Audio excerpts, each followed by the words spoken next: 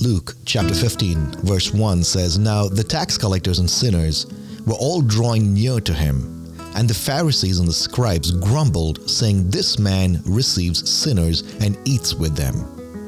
In the real world, people do not really care much about your feelings or your religious beliefs. All that matters to the world is what they can get out of you. Now, I'm not saying this as a judgment or looking down on anyone, but this is the fact. People really care about what they can get more than who you are or what you believe.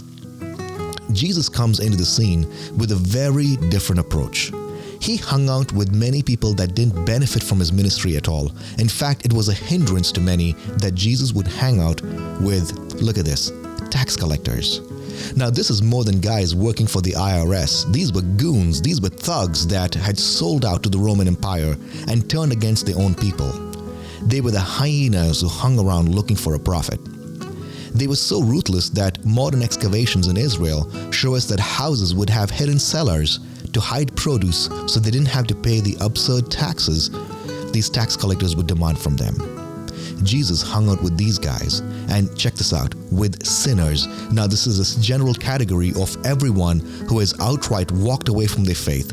They were done playing the hypocritical part of religion and pretty much said, "Get off my back." And they played by their own rules.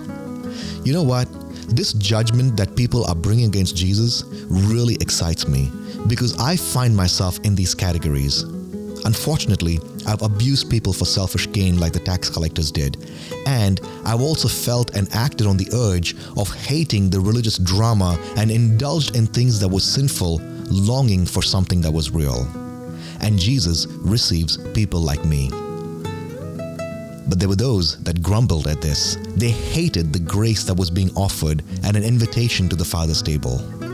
Man, how often we hear the grumbling of the religious folks and we stay away from Jesus. I've done this too many times to count.